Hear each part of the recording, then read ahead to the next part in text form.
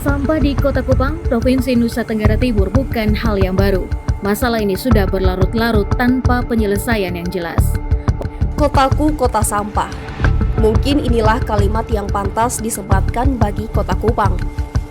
Minimnya kesadaran masyarakat dalam menjaga kebersihan lingkungan membuat berbagai macam sampah rumah tangga menumpuk dan bertebaran di beberapa titik pusat Kota Kupang. Selama tahun 2021, total 105 ton per hari sampah yang dihasilkan dari rumah tangga. Warga Kota Kupang mengeluh minim tempat sampah. Poskupang.com, warga di RT 12 RW 04 Kelurahan Numbaun Sabu Kecamatan Alang mengeluh mengenai minimnya tempat pembuangan sampah atau TPS di wilayah Petugas setempat. kebersihan dari Dinas Lingkungan Hidup dan Kebersihan Kota Kupang mengaku kewalahan ketika hendak mengangkut sampah di Jalan Soeharto, Kota Kupang. Jalan Veteran Kota Kupang kini dijadikan warga sebagai TPA baru. Melihat kondisi ini, ratusan ASN Biro Umum Setda NTT melakukan aksi bersih sampah di kawasan tersebut. Tegaskan fokus pembangunan pada tahun 2026 dengan memprioritaskan sektor usaha mikro kecil dan menengah, penanganan sampah. Pemerintah Kota Kupang kembali mengalokasikan anggaran untuk pengadaan kendaraan operasional kebersihan. Sebanyak 23 unit motor sampah dan 1 unit mobil Di pick-up. tengah tantangan pengelolaan sampah yang semakin kompleks, sosialisasi ini bukan sekedar seremonial. Ini langkah nyata menuju Kupang yang lebih bersih, sehat, dan berkelanjutan.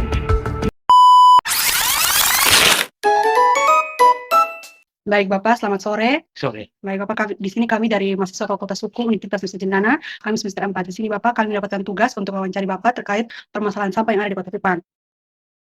Di sini kami ingin bertanya sedikit tentang bagaimana warga di sini dan Bapak tuh cara mengelola sampah dan sebagainya. Oke Bapak, kita masuk kepada pertanyaan pertama sore Bapak ya. Iya. Baik, sebelum kami bertanya tentang permasalahan sampah, mungkin kami ingin tahu Bapak di sini Bapak sudah berapa lama menjabat sebagai Ketua RT di RT 12 ini? Saya sebenarnya sudah 3 periode. Oke. Periode pertama karena salah sehingga tidak diganti. Tetapi ada vakum sampai periode kedua terpilih lagi dan periode ketiga kemarin terpilih. Terima kasih. Ya. Baik Bapak, kami juga sebelum wawancara Bapak, kami juga sudah melihat ke TPA di sini, tempat pembuangan sampah yang ada di sini, dan kami melihat bahwa tempat pembuangan sampah yang ada di sini ini jauh lebih tertib dan lebih bersih dari RT lain, sehingga kami tertarik untuk Bukan TPA, TPS. TPS maksudnya Bapak. Jadi kami berencana untuk wawancari Bapak. Kami ingin mengetahui bagaimana apa saja metode yang Bapak terapkan sehingga pengelolaan sampah di sini itu bisa lebih bersih dan lebih efisien Bapak. Baik. Nah, kalau untuk kita di sini bukan hanya RT 12 ya. Kebetulan saya yang ketua RT 12. Tetapi kita di sini ini di bawah koordinator RW 05. Jadi RW 05 ini meliputi 3 RT, yaitu RT 12, saya sendiri RT 13 dan RT 14. Kebetulan TPS-nya ada di wilayah RT 14. Tetapi waktu kita ada pertemuan di kelurahan menyangkut sampah, yaitu instruksi dari wali kota bahwa kita harus memilah-milah sampah menurut jenisnya. Kebetulan waktu itu kita pulang, kita rapat di tingkat RW. Dan kita sepakat bahwa itu di wilayah kita ini cuma satu TPS yang ada di lingkungan kita di RW 05, maka kita 3 RT ini kita sama-sama bekerja sama. Kita saling membahu untuk memperbaiki itu bak sampah yang ada. Kebetulan waktu itu juga dia sampai membludak sampai di luar dan itu mengganggu sekali. Nah, karena dengan adanya itu, karena ada juga yang buang bangkai binatang di situ, maka masyarakat juga terganggu. Akhirnya kita 3 RT ini yang bikin keputusan bersama dengan Bapak RW, kita kerja bakti. Kerja bakti waktu itu, setelah selesai kita langsung jaga. Putuskan dan kita rapat sekaligus dengan warga waktu itu kerja bakti sama 3 RT ini. Lalu kita sepakati untuk ada yang jaga. Jadi waktu itu kita pakai di 3 RT ini salah satu RT itu harus ada perwakilan 1 orang untuk jaga di situ. Dan itu kita tetapkan iurannya per bulan. Itu per KKA itu Rp3.000. Dengan berjalannya waktu, kita mulai dari bulan Februari 2026. Jadi sampai dengan saat ini berarti sudah sekitar 3 bulan. Ya. Nah, makanya mungkin hasilnya ya seperti Adi dong sudah lihat itu. Bahkan nanti besok kita akan ada dalam pengecetan baknya. Jadi kalau ada waktu ya bantuan. Ya. Jadi itulah yang sampai sekarang ini. Dan untuk pengelolaannya kita wajibkan masyarakat supaya pembuangannya sesuai dengan jam yang ada di situ dari dinas kebersihan itu. Dari jam 6 sore sampai jam 6 pagi. Ya. Sedangkan kita di TPS di sini ini kita hari Sabtu tidak boleh buang. Karena hari Minggu tidak ada armada yang turun untuk angkut. Jadi hari Minggu baru buang, karena hari Senin diangkut. Dan kita di situ juga tidak terima orang dari luar. RT 12, 13, 14. khusus untuk 3 RT ini dan di bawah naungan RW 05. Ya, jadi makanya hasilnya seperti itu. Bahkan kita juga sudah ada 3 penjaga. Itu kita dari iuran yang 3.000 itu per bulan, kita kasih mereka ya bukan gaji, semacam insentif begitu untuk 3 orang. Jadi berjalan sampai sekarang. Luar biasa Bapak, terkait dengan pemilihan sampah, di mana tadi Bapak bilang kalau pemilihan sampah ada sampah plastik dan organik. Nah, apakah semua itu ini berasal dari inisiatif Bapak sendiri atau ada kesepakatan dengan warga RT 12 di sekitar sini? Kalau kita untuk pemilahan ini belum mulai, Kak. Ya, karena kita di sini masih berjalan seperti biasa. Tetapi kita juga 3 RT ini sudah berencana untuk sampai di hal itu. Karena waktu kita ada pertemuan dengan dari bank sampah itu, pengelolaan sampah di sana kan sudah ada, kita sudah dapat metode-metode yang ada. Tetapi kebetulan kita yang berhadapan langsung dengan masyarakat, jadi agak rumit. Tetapi nanti kita pelan-pelan. Dan ini juga bukan inisiatif saya sendiri, tapi ini dari kita 3 RT itu. Dan kita rapat dengan RW. Jadi mungkin hanya kita di sini yang ada satu TPS saja itu. Baik Bapak, menurut Bapak apa tantangan terbesar dari terkait dengan permasalahan sampah di RT ini Bapak? Ya, sekarang tantangan terbesar yaitu masyarakat kesadarannya belum begitu ini, tapi kita berusaha. Bahkan kalau saya sendiri ya, saya berpikir bahwa nanti saya akan mulai dari anak-anak kecil, karena kan itu mereka kumpul-kumpulin botol-botol itu. Nanti kita telepon yang dari bank sampah itu. Tetapi itu juga kita sudah mulai sedikit-sedikit. Kita mulai dari anak kecil, karena mereka lebih cepat. Kalau yang tua-tua dan agak susah lagi. Kita omong dengan mereka buat punya. Jadi kalau untuk pemilihan itu ya mungkin nanti Kakak, tapi kita untuk RW 05 ini belum. Kita masih sebatas ya kita buang seperti biasa, kita kumpul saja. Tetapi baru-baru kita rapat di tingkat RW juga kita sudah sepakat untuk mungkin kita pakai karung atau plastik untuk bagi ke masyarakat. Nah itu nanti dari situ kita sudah mulai untuk pemilihan ya. Untuk 3 jenis itu ya. Jadi mudah-mudahan nanti kali berikut Kakak datang kita sudah mulai sampai situ. Ya. Mungkin sebelum masuk ke pertanyaan terakhir, saya mau tanya kepada Bapak lagi, menurut Bapak kayak fasilitas yang diberikan dari pemerintah Kota Kupang ini menurut Bapak sudah memadai atau belum? Ya kalau untuk fasilitas ya sama kayak yang kontainer mini itu sekarang kan tidak bermanfaat lagi. Ya jadi lebih bagus kalau bisa ya kontainer yang agak besar itu, yang biasa armada tarik itu ini, tapi kan itu pengadaannya sedikit. Baru-baru kita dari seluruh RT di Kota Kupang, kita diwajibkan untuk kirim lokasi untuk penempatan itu kontainer mini yang saya sendiri sampai sekarang tidak tahu itu kontainer mini sampai di mana. Makanya itu tidak bermanfaat. Seharusnya lewat pengkajian dulu. Tanya di kita RT bagaimana. Waktu itu mendesak kita harus kirim secepatnya. Jadi saya mau kasih di tanah kosong ini. Sampai sekarang tidak ada. Nah itulah yang mungkin dari pemerintah kota harus perhatikan itu. Kalau bisa ya jangan cepat-cepat ambil keputusan untuk mengeluarkan uang rakyat yang sebenarnya sebentar juga tidak bermanfaat. Kalau dulu yang motor VR itu masih bisa. Sebenarnya kalau itu ada, kami juga meminta untuk RT ya, supaya ada anak-anak kita yang kita perdayakan di dalam lingkungan kita punya RT ini, mereka yang mungkin ada waktu luang ya kita pakai untuk jalan angkut dari rumah ke rumah untuk bawa ke TPS itu. Tapi ya terkendala dengan itu. Sekarang itu sudah ada Bapak? Bagaimana? Itu motor untuk pengangkut sekarang tidak ada lagi. Tidak ada. Kalau di kantor OSAP ya kado-kado ke situ ada satu yang di belakang, tapi itu tidak tergunakan. Nah kita di Kelurahan OSAP ini 54 RT, 17 RW, jadi agak lumayan banyak.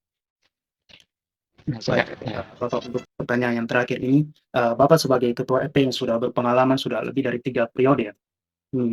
Kami mintanya sebagai Ketua RT menurut Bapak apa pesan dan mungkin saran yang dapat Bapak berikan terkait dengan pemerintah daerah dalam hal pengelolaan sampah di Kota Kupang ini seperti apa Bapak? Ya mungkin saran saya kalau bisa pemerintah Kota Kupang itu bisa juga siapkan lahan khusus untuk TPS. Karena di sini waktu kita dari wali kota suruh kita untuk kerja bakti. Terus nanti itu sampai itu kita kumpul dari RT terus dibawa ke kecamatan. Terus dipilih di situ baru bawa ke TPA. Tetapi sampai sekarang belum berjalan juga. Nah itu yang kalau untuk sampah kalau kita kerja harus kerja. Jadi bisa bilang kita hanya omong lalu sebentar biarkan begitu. Karena kita di Kota Kupang sampahnya yang agak lumayan. Ya agak masalah. Justru sekarang yang paling krusial atau paling emergensi di Kota Kupang yaitu sampah sudah dengan keamanan. Keamanan tidak begitu sampah kita yang sudah ini. Jadi mungkin dari pemerintah Kota Kupang bersama dengan instansi terkait, kalau memang kita bilang mau memberantas sampah ini memang betul-betul supaya kita bisa jadi kota yang terbersih, maka kita tidak bisa omong saja. Dan tindakan kita juga kita tidak bisa sembarang seperti baru-baru itu, Pak. Kontainer mini itu. Kita langsung eksekusi, ambil, tapi datang tidak bermanfaat. Kan itu kan kecil juga, Kakak. Jadi ketika kalau sama kayak saya di RT 12, saya punya warga 215 kakak. 215 kakak kalau buang di itu 3 kontainer mini itu yang hanya itu saja, itu juga tidak masuk akal juga. Bahkan mungkin yang ada RT di luar oleh siapa yang hanya jumlah kakaknya 30-40 juga tidak bisa muat itu. Jadi mungkin ke depan ya, katakan sebagai mahasiswa, mungkin kalau ada pertemuan-pertemuan atau itu dengan pemerintah, ya tolong perhatikan itu supaya kita di tingkat RT yang berhadapan langsung dengan masyarakat juga kita tidak pusing juga untuk urus sampah. Sebenarnya tidak susah juga. Tidak susah karena kita sebagai RT pemerintah paling terbawah di sini, di wilayah sini, kita juga bisa menghimbau masyarakat untuk atur sampah itu supaya lebih tertib untuk mereka pilah-pilah atau ini. Tetapi ya kalau tidak ada TPS juga sama saja. Contoh kayak saya di sini RT 12. Kalau teman saya yang RT 14 kalau tidak kasih kita untuk buang ke sana, maka kita juga kerepotan. Karena kita masyarakat juga belum sadar. Kadang-kadang kita di sini dulu ada 2 TPS di sini. Tapi karena ada bangkai binatang, anjing mati buang, kucing mati buang, maka yang dekat orang yang pemilik lahan itu dia pukul buang. Bukan tidak mau langsung pukul buang. Nah, pemerintah tidak bisa. Nah, sekarang kita juga dihimbau untuk diwajibkan untuk kita minta lahan kosong dari masyarakat. Sampai sekarang kita 54 RT ini tidak ada satu RT pun yang berhasil untuk masyarakat kasih. Itu karena dari dulu itu. Jadi itu sudah di situ. Jadi kadang kalau misalkan ada pertemuan-pertemuan begitu ya, tolong angkat itu. Kan kita wali kota ini memang ini juga. Terus kalau misalkan ada juga yang lomba-lomba untuk kebersihan itu ya, kalau bisa ya diumumkan sampai di kita tingkat RT. Karena yang nanti yang bergerak itu untuk kasih bersih Kota Kupang itu dari kita tingkat RT, bukan dari wali kota, camat atau lurah. Kita yang berhadapan langsung dengan masyarakat. Jadi seperti tahun lalu kan ada juga lomba-lomba itu, baru juga gitu, tapi tidak terbuka untuk umum. Jadi sebenarnya bisa juga kalau begitu kan lewat itu juga bisa memotivasi masyarakat untuk bisa lebih bersih lagi. Nah, yang kasih hadiah bisa kecil-kecil juga. Kalau dong sudah mulai ini berarti kesadaran sudah mulai sedikit. Biasanya kalau kita orang Kupang kalau sudah mulai begitu sudah ada di Kengkal begini ya. Tahun depan sudah mulai agak bagus. Ya. Jadi mungkin itu masih ada lagi. Ini saja Bapak dari kami semua terima kasih kepada Bapak untuk kesediaan waktunya. Jadi kami sudah mendapat pertanyaan. Jadi sekian dari kami. Terima kasih Bapak. Terima kasih. Halo semuanya, selamat datang di podcast Kelompok 3. Saya Bella Puspita. Dan hari ini kita akan membahas topik yang sangat dekat dengan kehidupan sehari-hari, yang aromanya bisa membuat kita menutup hidung. Apalagi kalau bukan sampah. Nah, podcast ini kami buat untuk memenuhi tugas mata kuliah Hukum Pemerintahan Daerah. Kami dari Fakultas Hukum Universitas Nusa Cendana. Kami akan membahas tentang kesadaran masyarakat dalam menjaga lingkungan hidup, peran pemerintah, serta apa yang terjadi langsung di masyarakat. Nah, sebelum kita mulai, izinkan saya untuk memperkenalkan narasumber kita pada hari ini satu persatu. Hai, saya Rosia Julissa Tristano. Saya akan membawakan materi tentang data dan fakta kondisi persampahan di Kota Kupang. Saya Bernadette Vita Kasa. Saya adalah salah satu dari 3 orang yang turun langsung ke lapangan. Saya akan menyampaikan tentang pengamatan awal kami di lokasi dan profil narasumber yang kami wawancarai, yaitu Ketua RT 12 Kelurahan Oesapa. Saya Delfina Bun, juga bagian dari tim lapangan. Saya akan menyampaikan tentang metode dan sistem pengelolaan sampah yang diterapkan di RT 12. Saya Agustinus Godvelmau, rekan lapangan juga. Bagian saya adalah menyampaikan tantangan-tantangan yang dihadapi, kritik Bapak Ketua RT terhadap pemerintah, dan pesan beliau untuk kita semua. Saya Mutiara Anggrani Beitanu. Saya akan membahas dari perspektif hukum apa saja kewajiban pemerintah daerah dalam pengelolaan sampah. Dan saya Clara Francisca Mawadu. Saya akan menutup diskusi kita hari ini dengan menyampaikan solusi konkret, kesimpulan, dan harapan ke depan untuk Kota Kupang. Terima kasih untuk teman-teman yang telah memperkenalkan ini. Nah, teman-teman pendengar, satu hal yang perlu kita ketahui bersama, di bagian awal video tadi, kalian sudah melihat prolog tentang kondisi sampah di Kota Kupang, serta video wawancara langsung kami dengan Pak RT 12 Desa Sampah. Di podcast ini, kita tidak hanya sekedar mengulang, tapi kita akan menggali lebih dalam, menganalisis dan mendiskusikan bersama semua yang ada di video tadi. Jadi kita langsung saja mulai dengan narasumber satu. Narasumber satu saya persilahkan. Nah, jadi kita mulai dari kamu ya. Coba dong ceritain kepada saya dan para pendengar semua, sebenarnya seberapa serius sih permasalahan sampah di Kota Kupang saat ini? Baik, terima kasih host. Sebelumnya saya ingin memulai dengan pertanyaan sederhana terlebih dahulu. Teman-teman pernah tidak saat pagi hari teman-teman keluar, teman-teman langsung mencium bau tidak sedap yang berasal dari tumpukan sampah di pinggir jalan.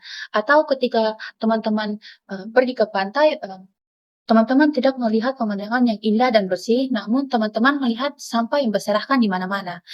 Jika iya pernah, berarti kita semua sudah merasakan secara langsung betapa seriusnya permasalahan sampah di Kota Kupang ini.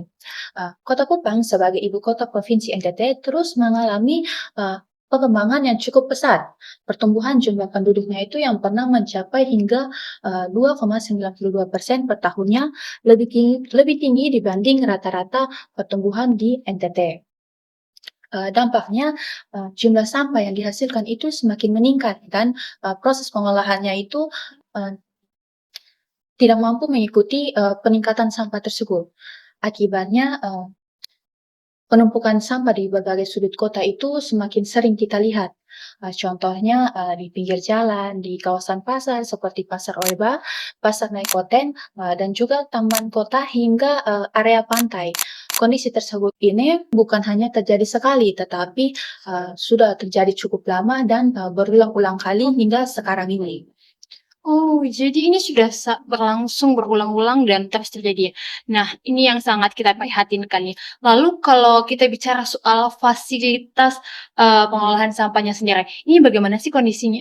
Ini sangat memprihatinkan host. Jadi kita di Kota Kupang sampai saat ini itu hanya memiliki satu tempat pemrosesan akhir, yaitu TPA Alak. Satu-satunya tempat pembuangan akhir untuk seluruh kota. Dan kondisi TPA tersebut itu sekarang sudah jauh melebihi kapasitas optimalnya dan sampah di sana itu sudah semakin menggunung-gunung. Yang lebih mengkhawatirkan lagi, sistem pengelolaan sampah di sana itu masih menggunakan metode open dumping, yang artinya sampah itu hanya ditumpuk begitu saja, tidak diolah, tidak dipilah terlebih dahulu. Kondisi ini tentu berisiko mencemari air, tanah, udara di sekitar TPA tersebut, yang akhirnya bisa juga berdampak bagi kesehatan masyarakat yang tinggal di wilayah tersebut. Dan ada satu angka yang saya rasa sangat penting untuk kita semua ketahui. Wali Kota Kupang sendiri pernah menyebutkan bahwa sampah yang langsung dikirim ke TPA itu mencapai 85% dari total sampah yang ada di Kota Kupang ini. Angka ini tuh cukup mengejutkan jika kita bandingkan dengan kota-kota lain yang ada di Indonesia yang sudah mampu menekankan angka sampahnya itu untuk ke TPA itu hanya 15% saja. Mengapa hanya 15% saja? Karena di kota-kota tersebut itu sampah yang mereka kirim ke TPA itu sudah mereka olah dan mereka pilah terlebih dahulu di tingkat kecamatan melalui bank sampah, sehingga yang dibuang ke TPA itu hanyalah sisa atau residusinya saja. Sementara kita di Kota Kupang ini masih berada di angka 85%. Selisihnya tentu sangat jauh. Kalau begitu berarti ini selisihnya sangat jauh ya antara NTT dengan kota-kota lain. Nah, lalu kalau kita lihat dengan armadanya nih, bagaimana sih armada pengangkut sampahnya sendiri?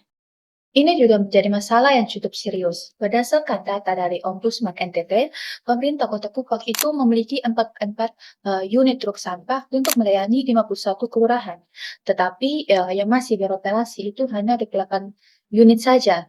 Dan 16 unit lainnya itu rusak dan hanya terparkir di halaman kantor maupun bengkel. Artinya, hampir sepertiga armada itu tidak bisa lagi digunakan.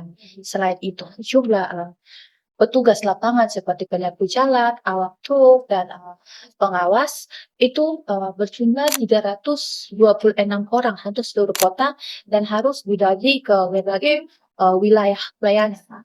Tentu jumlah ini sangat kurang, apalagi di satu kelurahan seperti di Oisapa itu saja ada 54 RT, belum lagi seluruh wilayah kota lainnya. Dan kondisi ini sebenarnya sudah lama dikeluhkan oleh masyarakat. Bahkan para ketua RT di berbagai kelurahan sudah berulang-ulang kali menyampaikan kepada pemerintah bahwa armada sampah yang sering terlambat, bahkan kadang tidak datang sama sekali itu sangat mengganggu warga. Belum lagi anggaran operasional armada yang juga masih sangat terbatas.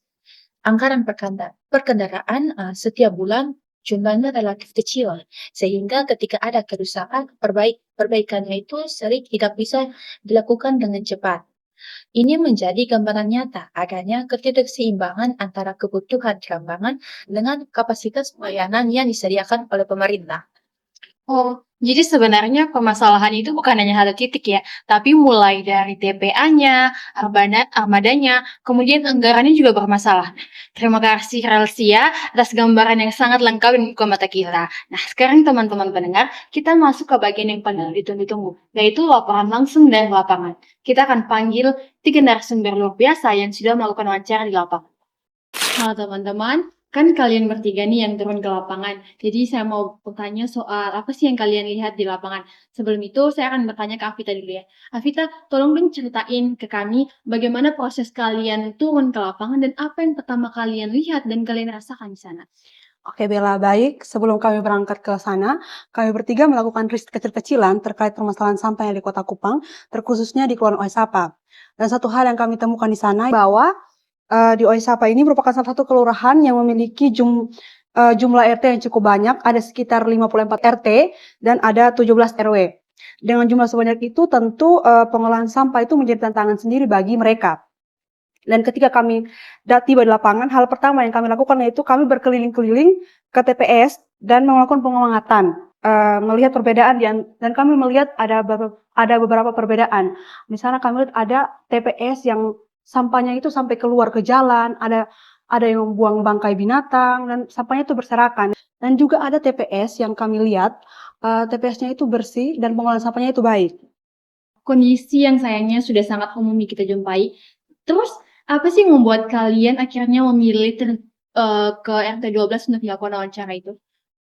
Yang membuat kami wawancara ketua RT 12 itu karena di antara TPS yang kami lihat ada satu titik kondisi di mana TPS itu sangat bersih dan tidak ada sampah yang meluap keluar, dan kami melihat ada orang yang berjaga di TPS itu sehingga kami berhenti dan bertanya mengenai siapa yang mengelola sampah di TPS tersebut, dan dari pihak penjaganya memberitahu kepada kami bahwa sampah ini dikelola oleh RT 12 sehingga kami bertiga langsung menemui ketua RT 12 tersebut. Keputusan yang sangat tepat. Lalu bagaimana sih kesan pertama kalian saat bertemu dengan Bapak Ketua RT ini? Kalau saya kesan dari saya itu pada saat ketemu dengan Pak RT itu sangat baik dan bersahaja. Ketika kami datang memperkenalkan diri sebagai mahasiswa sedang melakukan liputan lapangan untuk tugas kuliah, beliau langsung menyambut kami dan menyuruh kami masuk dan duduk dan tidak ada rasa canggung di antara kami. Di situ beliau langsung menjelaskan tentang persoalan sampah yang ada di RT tersebut.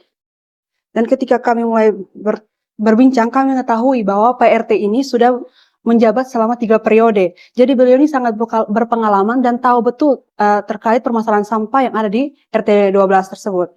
Berarti beliau sudah sangat paham dengan kondisi warga sekitarnya. Nah, Amita sendiri dari perkenalan dengan Ketua RT dan obrolan awal dengan beliau, apa kesan yang paling membekas sebelum kita masuk ke pertanyaan-pertanyaan lain?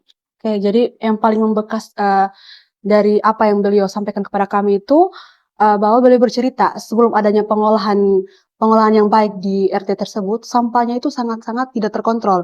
Banyak bangkai hewan yang tercecer sembarangan, banyak sampah juga yang tidak diolah dengan baik. Sehingga itu menjadi titik awal bagi masyarakat dan RT di sana karena mereka sudah merasa tidak nyaman, sehingga mereka mulai bersama-sama untuk membuat perubahan perubahan yang sangat signifikan. Dan dari cara beliau bercerita, saya merasakan bahwa ini bukan sekedar tugas bagi beliau, ini adalah tanggung jawab yang beliau emban dengan sepenuh hati, dan ada rasa kepemilikan yang besar terhadap lingkungannya.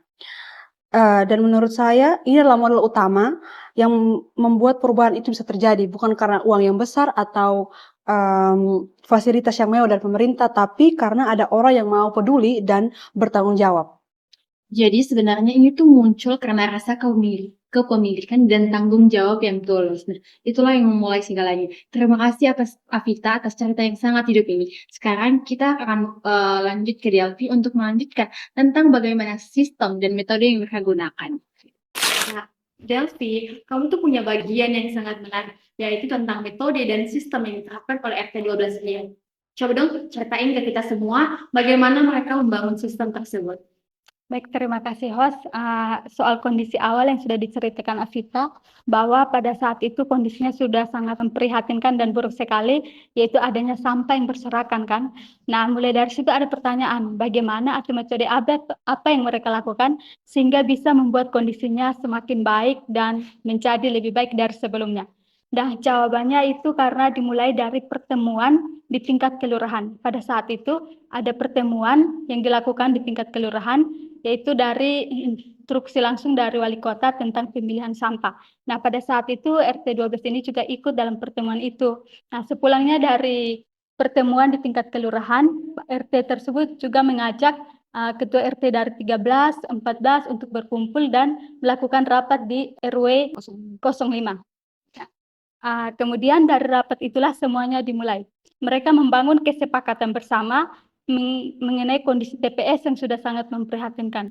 Dan mereka membahas untuk bagaimana mereka bertindak supaya membuat TPS yang sangat buruk itu menjadi lebih baik lagi. Nah, langkah pertama yang mereka lakukan yaitu mereka melakukan kerja bakti yang besar-besaran. Itu melibatkan semua warga dari ketiga RT sekaligus. Nah, kerja yang mereka lakukan ini bukan hanya setengah-setengah, tapi mereka melakukan kerja dari nol, yaitu membersihkan TPS dari nol. Nah, yang menariknya ini, beliau, yaitu ketua RT, saat warga masih berada di tempat itu, dia kemudian mengusulkan untuk melakukan rapat lanjutan di tempat itu juga untuk membuat kesepakatan dengan warga sekitar tentang pengolahan sampah. Wow, strategi sekali ya Delphi, memanfaatkan momentum saat semua orang sudah berkumpul. Lalu kira-kira kesepakatan apa sih yang lahir dari kumpulnya KRT dengan masyarakat? Nah, ada beberapa kesepakatan yang mereka sepakati bersama setelah pertemuan itu. Yang pertama, soal jam pembuangan sampah. Jadi warga di sana diminta untuk membuang sampah pada jam 6 pagi sampai jam 6 sore sesuai dengan jam operasional yang sudah ditetapkan oleh Dinas Kebersihan.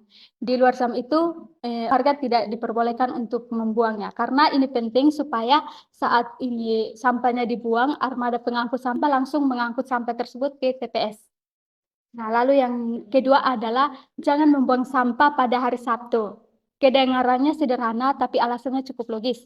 Karena pada hari Minggu tidak ada armada pengangkut sampah yang beroperasi. Sehingga kalau masyarakat di sana membuang sampah pada hari Sabtu, maka sampah akan menumpuk hingga hari Senin. Dan itu akan membuat TPS menjadi sangat berantakan. Nah, yang ketiga, TPS itu hanya diperuntukkan bagi warga RT 12, RT 13, dan RT 14. Selain warga dari ketiga RT itu, maka dilarang untuk membuang sampah di situ. Wow, aturannya sangat sistematis dan ada alasan logis di setiap dari ketuanya. Lalu bagaimana mereka memastikan kalau aturan ini tuh benar-benar dijalankan? Nah, jadi ada 3 orang yang menjaga di TPS itu, yaitu mereka memastikan untuk semua orang yang membuang sampah di situ mematuhi aturan dan mencegah orang luar untuk membuang sampah di TPS mereka. Nah, dan untuk membiayai sistem penjagaan ini, mereka tidak mengandalkan biaya dari pemerintah atau kelurahan, tetapi mengandalkan sistem pembiayaan mandiri, yaitu iuran dari warga. Nah, setiap warga tuh punya iurannya cukup kecil, yaitu 3.000 per kakak setiap bulan. Tapi karena jumlah kakak di ketiga RT itu cukup banyak, sehingga cukup untuk memberikan intensif kepada ketiga orang yang menjaga di TPS itu. Nah, yang mereka berikan itu bukan disebut sebagai gaji, tapi intensif karena ketiga orang tersebut sudah aktif untuk menjaga TPS mereka. Kalau kita lihat dari nominalnya ya, 3.000 rupiah karena itu sangat-sangat murah ya. tapi dampaknya sangat nyata. Kemudian sistem ini sudah berjalan berapa lama saat kalian kunjung ke RT 12 tersebut? Nah, sistem ini sudah mulai sejak Februari 2026. Jadi saat kami ke sana sudah berjalan 3 bulan. Walaupun baru 3 bulan, namun dampaknya sudah dapat kita lihat dengan mata kepala kita sendiri bahwa TPS di sana benar-benar bersih. Sampah-sampah di sana benar-benar dikelola dengan baik sehingga tidak membuat warga merasa tidak nyaman. Nah, dan yang paling menarik yang kami temukan, Bapak Ketua RT juga sudah mulai memikirkan metode selanjutnya. Karena beliau sudah cukup berpengalaman dan mengikuti pertemuan-pertemuan tentang pengelolaan sampah. Nah, ada wacana di tingkat RW bahwa dari RW akan membagikan kantong atau plastik berbeda warna kepada setiap warga untuk melakukan pemilihan sampah. Jadi di situ sampah-sampah organik dan non-organik akan dipisah. Dan itu akan menjaga kebersihan dan pemilihan sampahnya akan menjadi lebih baik lagi. Luar biasa. Dimulai dari kerja bakti, kesepakatan bersama, kemudian sistem piket, iuran mandiri, sampai sudah memikirkan pemilahan sampah. Itu bukan hanya cerita inspiratif yang biasa. Ini adalah model pengelolaan sampah berbasis komunitas yang nyata dan bisa dicontoh. Terima kasih Delvi. Sekarang kita akan lanjut ke Tino untuk menceritakan sisi lainnya, yaitu tantangan, kritik, dan pesan dari Bapak Ketua RT sendiri. Tino, kamu itu di sini membawa bagian yang tidak kalah penting ya dari Delvi dan juga kita. Sejatinya tidak ada keberhasilan tanpa adanya tantangan. Kira apa sih tantangan yang dialami oleh Bapak Ketua RT dalam menjalankan semua sistem yang diceritakan oleh Delvi tadi? Nah, di balik keberhasilan yang diceritakan Delvi tadi, tentu saja ada tantangan-tantangan yang dihadapi RT 12 setiap harinya. Dan Bapak RT juga sangat jujur dan terbuka sekali untuk menceritakan semuanya kepada kami. Baik, tantangan terbesar yang beliau ceritakan yaitu mengenai kesadaran masyarakat yang masih tidak merata, di mana mereka masih ada yang sering membuang sampah di luar jamnya, masih ada yang tidak menaati peraturan yang sudah berlaku, dan juga kata Pak RT seperti ini, kita omongin mereka, tetapi mereka buat mereka punya, yang artinya mereka itu diomongin, tapi mereka cuek saja. Tantangan yang tidak mudah ya, mengubah perilaku dan kebiasaan orang itu butuh waktu. Nah, lalu bagaimana sih Pak RT ini menghadapi masyarakat yang begitu? Nah, disinilah Bapak RT ini menjalankan visi jangka panjangnya yang sangat bijak, di mana menurutnya orang-orang yang sudah dewasa dengan kebiasaan lamanya itu sangat sulit untuk diubah dalam waktu yang dekat. Oleh karena itu, beliau memulainya dari anak-anak dengan mengikut sertakan mereka, melibatkan mereka dalam kegiatan pengumpulan sampah tertentu. Yang pasti yang terpenting juga melibatkan dengan bank sampah, di mana botol-botol dikumpulkan kepada bank sampah, dan juga kegiatan ini diharapkan dapat membantu membangun kesadaran anak-anak sedari dini hingga mereka dewasa nanti, dan juga dapat mempengaruhi orang tua mereka di rumah. Investasi jangka panjang yang sangat cerdas yang dilakukan oleh Pak RT. Mendidik anak-anak hari ini untuk Kota Kupang yang lebih bersih di masa depan. Lalu Tino, bagaimana dengan dukungan dari pemerintah sendiri? Apakah pemerintah daerah sudah cukup hadir untuk membantu masyarakat di sana? Baik, di sini saya harus jujur, ini hal yang menyedihkan sekaligus memprihatinkan, di mana beliau menceritakan ada program pemerintah mengenai kontainer mini, dan pemerintah sudah meminta lokasi dari setiap RT di Kota Kupang, dan beliau sudah mengirimkan lokasi tersebut. Namun sampai hari kami mewawancarai beliau, kontainer tersebut tidak pernah datang, dan bahkan beliau tidak pernah tahu kontainer tersebut sekarang berada di mana. Dan kritik yang lebih dalam dari beliau mempertanyakan untuk apa sebenarnya kegunaan kontainer mini ini. RT 12 saja memiliki 215 kepala keluarga, yang mana itu terbilang sangat banyak. Dengan begitu, sampah yang juga dihasilkan itu sangat-sangat banyak. Maka beliau menyimpulkan bahwa program pemerintah ini belum dikaji dengan benar dan belum tepat. Beliau juga menyinggung soal motor pengangkut sampah dari rumah ke rumah yang dulu pernah ada dan sangat membantu warga. Motor ini memungkinkan untuk mengangkut sampah langsung dari depan rumah warga, langsung ke tempat pembuangan sampah. Sehingga warga tidak perlu lagi berjalan kaki untuk membuang sampah ke tempat pembuangan sampah. Tetapi sekarang motor itu sudah tidak ada lagi, entah kenapa memang sudah rusak atau mungkin sudah tidak ada lagi. Beliau melihat ini sebagai suatu kemunduran. Karena dulu dengan adanya motor ini, masyarakat jadi lebih disiplin membuang sampah karena prosesnya dipermudah. Yang berikut, beliau juga menyoroti masalah lahan TPS yang sampai sekarang belum terselesaikan, di mana pemerintah menghimbau agar setiap RT mencari lahan kosong untuk dijadikan tempat pembuangan sampah. Namun setiap RT ini tidak ada yang menemukan lahan tersebut karena warga yang memiliki lahan itu tentu tidak mau untuk tanahnya dijadikan sebagai lahan tempat pembuangan sampah. Pemerintah juga harus turun tangan secara langsung untuk menyelesaikannya. Ternyata permasalahan ini cukup sistemik dan membutuhkan solusi dari level yang lebih tinggi. Lalu, apa pesan dan harapan Bapak Ketua RT yang paling beliau tekankan kepada kalian? Pesan beliau ada beberapa, host, dan semuanya sangat mengena. Yang pertama, beliau meminta kepada pemerintahan kota untuk tidak tergesa-gesa mengambil keputusan dan mengeluarkan anggaran tanpa kajian yang matang. Contohnya seperti kontainer mini tadi, di mana uang rakyat itu digunakan tapi tidak sesuai dengan kebutuhan yang diperlukan. Beliau bilang seharusnya pemerintahan tanya dulu ke RT, tanya dulu ke masyarakat, baru ambil keputusan. Dan pesan yang kedua, beliau meminta agar kalau ada program atau lomba kebersihan yang diumumkan secara terbuka dan merata sampai ke tingkat bawah, karena selama ini beliau merasa informasi itu tidak sampai ke bawah. Padahal menurut beliau, kompetisi kebersihan dengan hadiah meskipun kecil-kecilan bisa sangat memotivasi masyarakat untuk menjaga kebersihan lingkungannya. Orang Kupang kalau sudah mulai terbiasa dengan hal seperti itu, kata beliau, tahun berikutnya pasti jadi lebih baik. Ini pesan yang sangat kuat dan menjadi tanggung jawab kita bersama sebagai masyarakat yang hidup di Kota Kupang. Terima kasih Tino atas laporan yang sangat mendalam dan penuh substansi. Nah, teman-teman pendengar, kita sudah mendengar kondisi lapangan dari 3 sudut pandang yang berbeda, tapi saling melengkapi dari Delvi, Avita, dan Tino. Sekarang kita akan lihat dari pandangan hukumnya sendiri. Kita akan lanjut ke narasumber yang kelima, yaitu Tiara.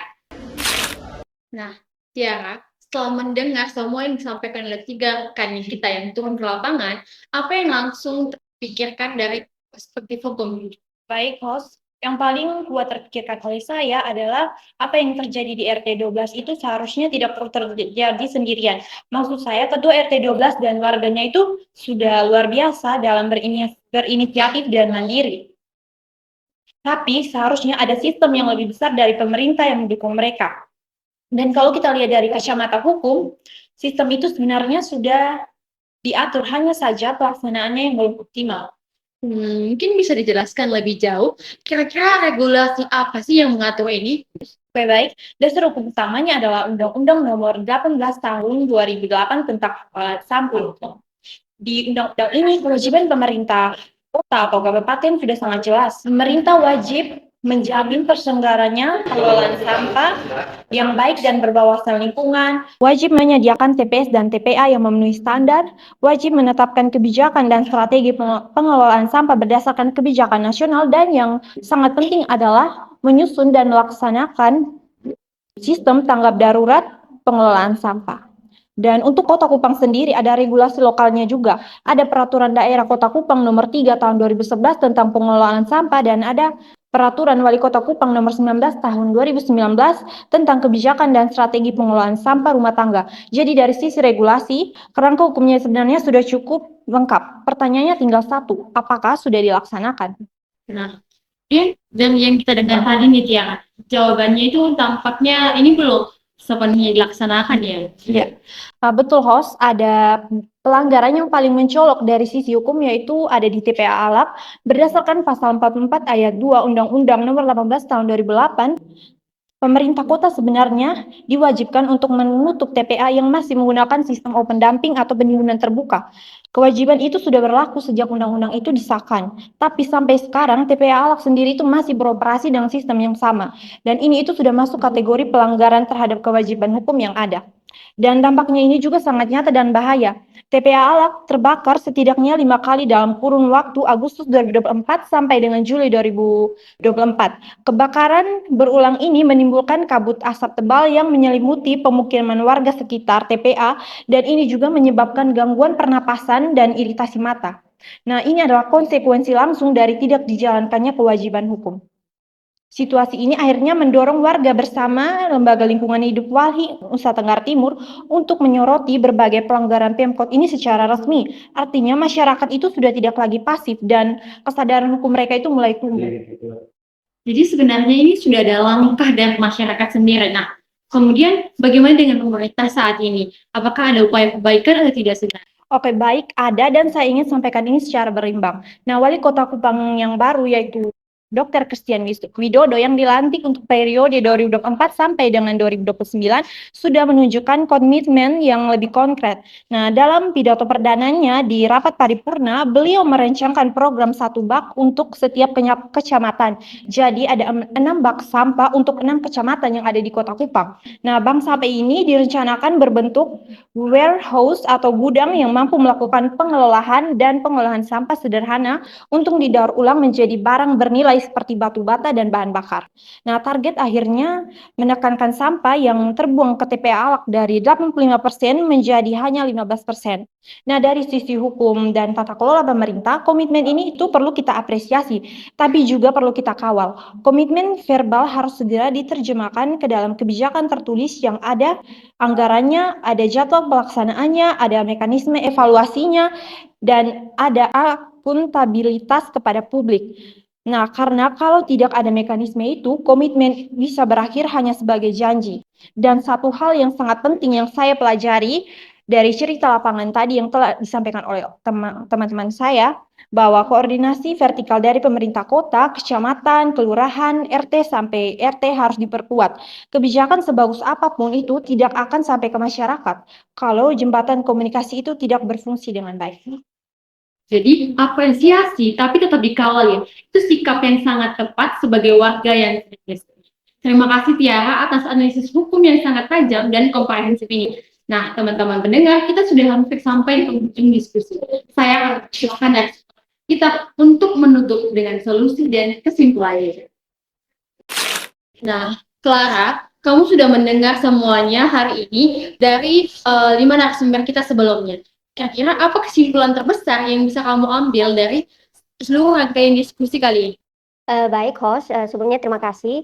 Jadi mungkin kesimpulan terbesar yang dapat saya tarik adalah bahwa masalah sampah di Kota Kupang ini merupakan masalah yang nyata, yang sudah lama dan pastinya sangat serius. Namun bukan berarti bahwa masalah ini tidak dapat diselesaikan. Seperti yang sudah dikatakan oleh 3 rekan tadi yang sempat turun lapangan, bahwa ada RT 12 Kelurahan Osaka yang membuktikan bahwa dengan kemungkinan yang tulus, gotong royong yang nyata, dan kemandirian komunitas itu perubahan bisa saja terjadi. Walaupun juga tadi hanya dalam waktu yang singkat dan tanpa adanya anggaran besar dan juga fasilitas canggih dari pemerintah setempat. Betul sekali. Kemudian untuk keberhasilan RT 12 itu kalau mau direplikasikan ke skala yang lebih luas, apa yang perlu dilakukan? Baik host, mungkin dari saya sendiri ada beberapa hal yang perlu didorong secara serius. Yang pertama itu adalah memperkuat koordinasi antara pemerintah kota dengan kelurahan, RW maupun RT yang terendah. Seperti yang sudah disampaikan juga tadi bahwa kebijakan terbaik sekalipun itu tidak akan sampai ke masyarakat kalau jalur komunikasinya itu tidak berfungsi. Kelurahan itu harus menjadi jembatan yang sangat aktif. Jadi dia itu bukan hanya menunggu perintah dari pemerintah kota, dari yang atas, tetapi juga aktif mendengarkan kebutuhan dari masyarakat sendiri lalu menyampaikannya ke pemerintah atas. Seperti itu. Yang kedua juga ada program bak sampah yang sudah dirancang oleh wali kota yang dikatakan oleh Pak RT tadi. Saya rasa itu juga harus segera direalisasikan dengan sosialisasi yang masif sampai ke tingkat RT, di mana dia itu bukan hanya sosialisasi tentang keberadaannya, tapi juga pastinya harus ada edukasi nyata tentang cara memilah sampah dan manfaat ekonomi yang pasti juga dapat dirasakan oleh masyarakat setempat.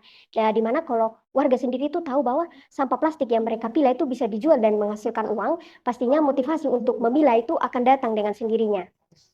Kemudian yang ketiga juga ada sesuai saran dari Bapak RT sendiri yang menurut saya ini sangat relevan juga, di mana program lomba kebersihan lingkungan itu harus diumumkan secara terbuka dan mereka itu bisa sampai ke tingkat RT.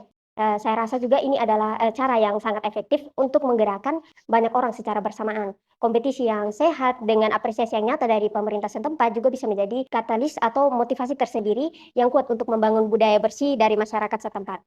Juga yang terakhir, yang keempat, mungkin ada pemberdayaan generasi muda dan anak-anak dalam pengolahan sampah. di mana pemberdayaan ini harus menjadi program yang sistematis. Jadi bukan hanya gerakan identitas sekali, tapi program yang berkelanjutan, yang di mana seperti contohnya itu masuk ke sekolah-sekolah dan juga karena seperti yang sudah disampaikan oleh Bapak Ketua RT bahwa anak-anak ini kan bisa menjadi lebih mudah untuk membentuk suatu kebiasaan yang baru dan mereka juga bisa menjadi agen perubahan di keluarga masing-masing. Jadi dimulai dari hal terendah dahulu. Wow, 4 poin yang sangat konkret dan bisa langsung dieksekusi ya. Kemudian Clara, kira-kira ada pesan terakhir yang ingin kamu sampaikan kepada pendengar? Baik host, kalau mungkin ada sedikit pesan dari saya bahwa saya ingin mengatakan kepada teman-teman semua bahwa sampah ini bukan hanya soal truk pengangkutan sampah, soal kontainer atau TPA ataupun peran dari pemerintah setempat, tetapi juga sampah ini adalah cerminan sendiri dari bagaimana kita itu sebagai masyarakat itu saling peduli, saling menjaga, dan saling bertanggung jawab terhadap ruang hidup kita bersama. Dan juga podcast ini mungkin terasa seperti satu langkah kecil, tapi saya percaya bahwa setiap langkah kecil yang kita lakukan dengan bersama dan sungguh-sungguh itu adalah bagian dari perjalanan besar menuju Kota Kupang yang lebih bersih, lebih sehat, lebih layak huni untuk kita semua. Penutup yang luar biasa. Terima kasih Clara. Nah, teman-teman pendengar, kita sudah sampai di penghujung podcast kelompok 3. Hari ini kita sudah mendengar banyak sekali, dari data yang mengejutkan, cerita lapangan yang menginspirasi, analisis hukum yang tajam, sampai solusi yang konkret. Saya pribadi merasa sangat bersyukur bisa menjalani perjalanan diskusi ini bersama narasumber-narasumber yang luar biasa. Terima kasih kepada Relsia yang sudah membuka mata kita dengan fakta dan data tentang kondisi persampahan di Kota Kupang, dan terima kasih kepada Avita, Delvi, dan Tino yang sudah berusaha payah untuk turun langsung ke lapangan dan membawa pulang kisah yang sangat berharga dari PRT 12. Kemudian terima kasih juga kepada Tiara yang sudah mengupas sisi hukum dan regulasi yang sangat jernih. Kemudian terima kasih yang terakhir yaitu kepada teman saya Clara yang sudah menutup diskusi kita dengan solusi dan harapan yang membangun. Nah, dan yang paling istimewa, terima kasih yang sebesar-besarnya kami ucapkan kepada Bapak Ketua RT Kelurahan Sapa yang sudah menerima kami dengan tangan terbuka dan berbagai pengalaman serta pemikirannya yang tulus. Semoga semangat dan kerja keras Bapak menjadi inspirasi tidak hanya untuk Kota Kupang, tapi untuk seluruh masyarakat Indonesia. Dan untuk para pendengar, sampah adalah tanggung jawab kita bersama, mulai dari diri sendiri dan lingkungan kita.